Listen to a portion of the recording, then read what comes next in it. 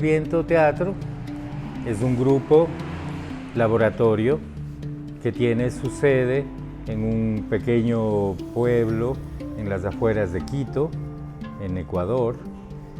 Se inscribe, creo yo, en la tradición latinoamericana del teatro de grupo, de la creación colectiva y también en esta tradición del teatro laboratorio.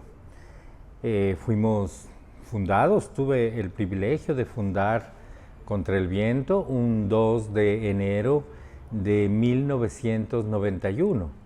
Eso quiere decir que ya tenemos una trayectoria algo larga de 34 años. En un momento de nuestra vida descubrimos la importancia de encontrar a los maestros y fuimos en busca de ellos. Encontramos primero a Antunes Filho, un gran maestro brasilero, que abrió las puertas para nuestra mirada hacia el teatro como arte del actor. Después tuvimos la suerte de encontrar a Eugenio Barba y a los actores y actrices del Odin Teatro, que también abrieron las puertas a esos principios de la antropología teatral que fueron decisivos en nuestra vida.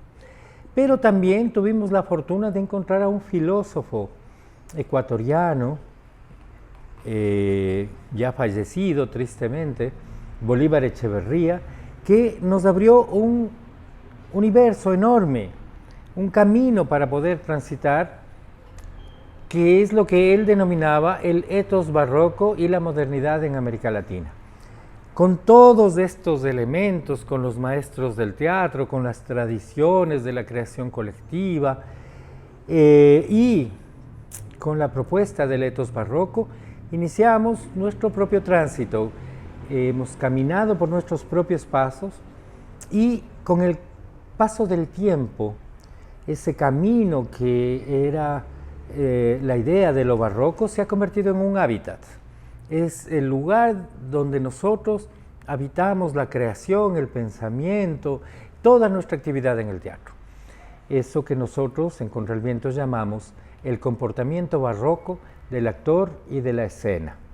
Entonces, yo diría, resumiendo un poco, que somos un grupo laboratorio que trabajamos la creación colectiva, que seguimos la tradición de los grandes maestros que renovaron el teatro para convertirlo en el arte del actor, pero que también hemos desarrollado una diferencia, un camino propio, una identidad, que es nuestro camino por lo barroco, por el comportamiento barroco del actor y de la escena. Creo que en términos generales eso es Contra el Viento. Si ya ves en detalle, serán 20 y tantos espectáculos que se han creado en el transcurso de este tiempo. Tenemos una editorial, hemos publicado algunos libros con el sello de Ediciones Contra el Viento, hemos organizado eventos, hemos mantenido un pequeño festival en este pueblito, en las afueras de Quito, en La Merced, que lo llamábamos del Reencuentro de los Hermanos. Hemos dictado talleres, clases maestras, conferencias en muchas partes del mundo. Hemos tenido la suerte de girar con nuestras obras por muchas partes del mundo, especialmente en América Latina, en Estados Unidos y en Europa.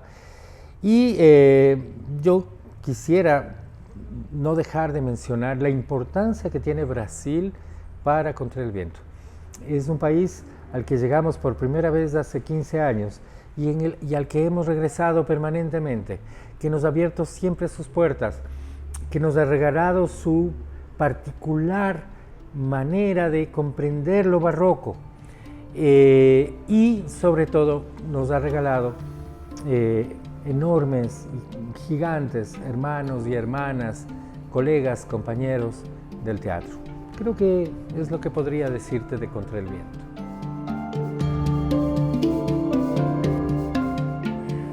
Cuando yo regreso de Dinamarca, muy repleto de las enseñanzas de Eugenio Barba, la antropología teatral, recibí una invitación para hacer una maestría en letras.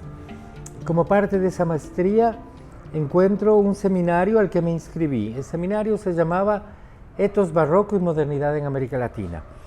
En ese seminario se trataba de exponer el por qué el etos histórico de la cultura latinoamericana podría denominarse un etos barroco. Y una parte sustancial era el trasladar desde los elementos que constituyen el arte barroco y llevarlos a los comportamientos sociales. Esos elementos que tienen que ver primero con la crisis de la Iglesia Católica, la tensión que esa crisis generó por la necesidad de transformar y no transformar al mismo tiempo, la ambigüedad en la que el arte se vio enfrentado en esta dicotomía de cambiar, pero no cambiar tanto, porque si no la propia Iglesia Católica se iba a volver protestante. Y esa permanente transformación, esos 4 elementos, crisis, tensión, ambigüedad y transformación, se trasladan a los comportamientos culturales de la sociedad en América Latina. Bolívar Echeverría hace un estudio más largo y serio y profundo en el que reflexiona el por qué el comportamiento cultural de América Latina es un comportamiento de resistencia a la modernidad sajona. Pero yo no seguí ese camino. Yo preferí preguntarme si hay un comportamiento para la cultura, puede haber un comportamiento para el cuerpo que pueda surgir desde la idea de lo barroco, y a partir de esa pregunta comencé a transitar. Las respuestas vinieron ahí. Poner el cuerpo cotidiano en crisis, construir un cuerpo en tensión, un cuerpo ambiguo que no sea el cuerpo reconocible, obvio de la vida cotidiana, sino un cuerpo misterioso que surge de esta tensión, pero sobre todo de un cuerpo que está en permanente transformación. Y a partir de ahí ha salido un camino que ha sido largo, que nos ha tomado muchos años de exploración y de investigación. Primero en el cuerpo barroco, después hicimos un salto hacia la voz barroca, después hicimos un trabajo en la acción barroca, luego en la dramaturgia actoral en lo barroco y finalmente en la dramaturgia del espectáculo en lo barroco. Entonces hemos logrado individualizar y sistematizar principios técnicos que se pueden utilizar en todo el proceso, desde el cuerpo barroco hasta la construcción de un espectáculo desde la perspectiva ética de lo barroco. Esta perspectiva de resistencia, esta perspectiva de puesta en crisis de la cultura dominante y al mismo tiempo esta perspectiva de generar una estética, una poética sustentada en la ambigüedad y la transformación. Ese ha sido más o menos el camino, esos son los elementos que construyen esto que llamamos el comportamiento barroco del actor y de la escena. En un primer momento salir a la Merced era una suerte de, podríamos llamar como una migración a la inversa.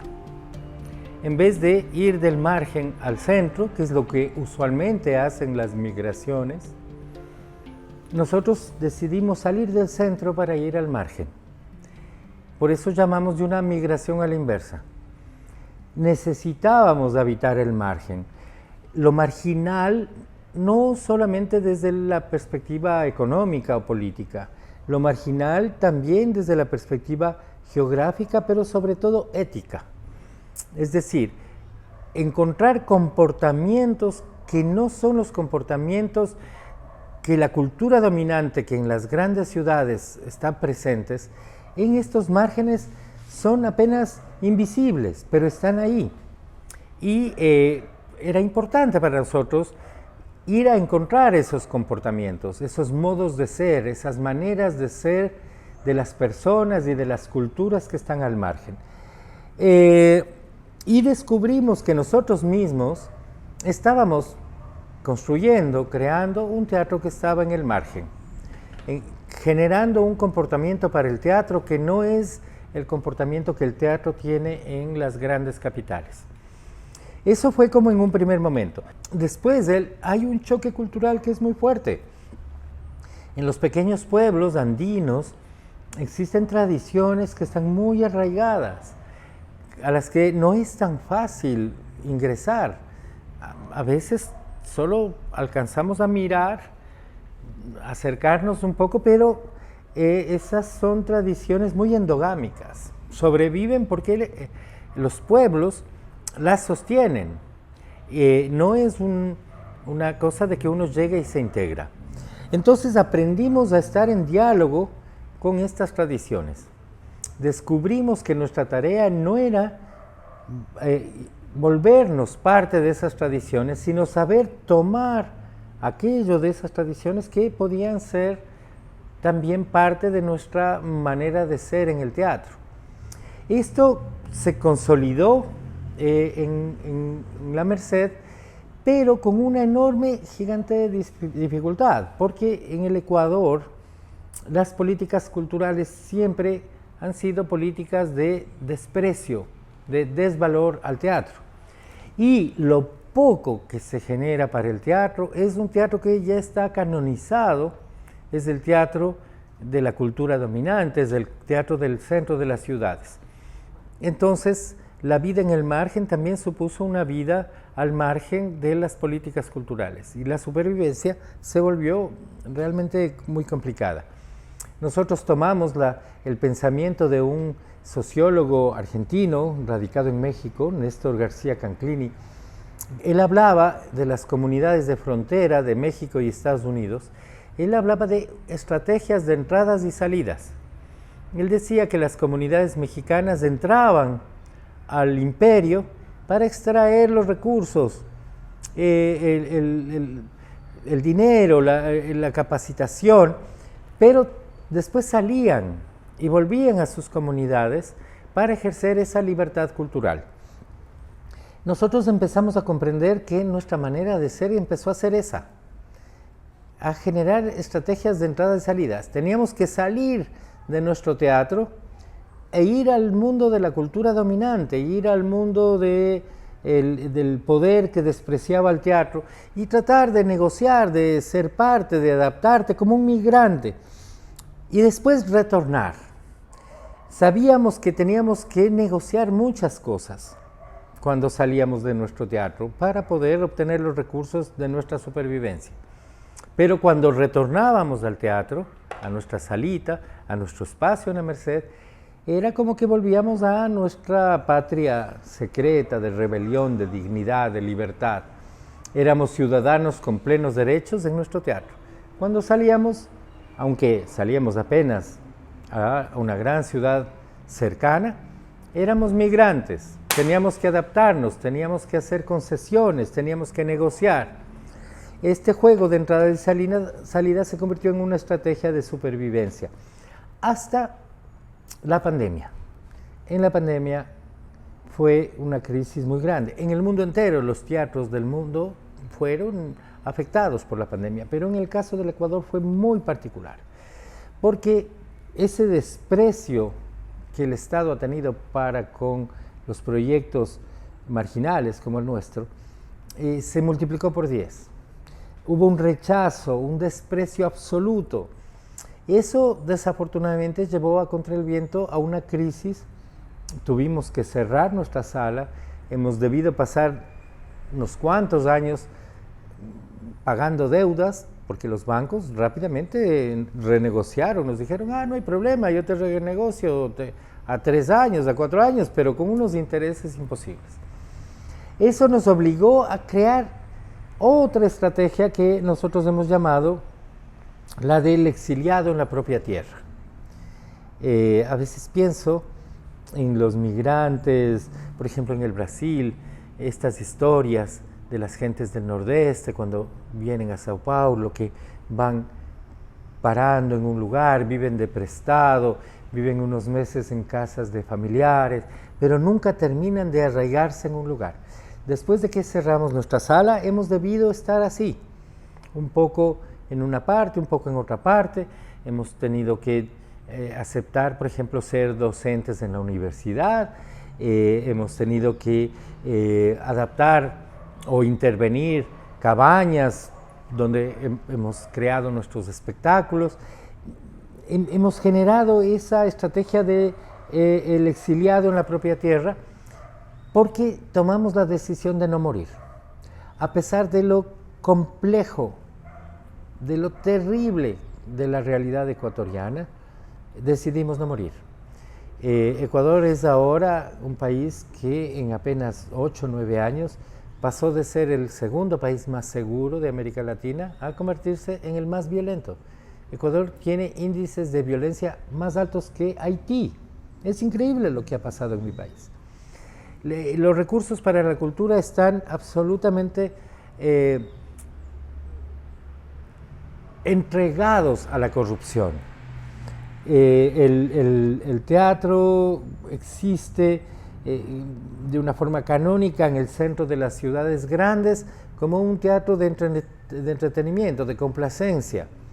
Entonces, hemos tenido que, con el tema de la docencia, con el tema de la editorial, mantener pequeños espacios de supervivencia. Decidimos no morir, pero no morir significó ya no ser el grupo laboratorio que trabajaba todos los días, sino ser un grupo que a veces está publicando un libro, otras veces hace una residencia, otras veces crea un nuevo espectáculo, aisladamente. Y ahora somos un grupo que hemos vuelto a viajar y hemos regresado al Brasil, que, como les dije antes, es un país sustancial para nuestra existencia. Entonces, bueno, para mí ahora ha sido tomar un respiro, un aire fuerte, y ya volveremos al Ecuador a enfrentar esas condiciones terribles, esa dictadura que estamos viviendo, ese estado en manos de las bandas narcotraficantes que están absolutamente vinculadas con el poder, desde el presidente para abajo, todo el poder está corrompido por el narcotráfico, y tendremos que aprender a vivir en ese país este próximo tiempo como estos exiliados en propia tierra, decidiendo no morir y tal vez buscando un lugar donde volver a arraigarnos. Mira, para Contra el Viento, su existencia requiere de un territorio físico y simbólico. El sueño de Contra el Viento es el sueño de este exiliado, es encontrar un pequeño lugar en el mundo donde habitar y donde construir nuestra patria, recuperar lo que se perdió, no importa en qué lugar del mundo. Yo a veces pienso en los migrantes sirios que huyen de la guerra y que van buscando un lugar y están aquí y allá hasta encontrar un lugar en el mundo donde arraigarse. El sueño de Contra el Viento es encontrar ese lugar donde volver a construir física y simbólicamente esta patria secreta que llamamos nosotros de rebelión, dignidad y libertad.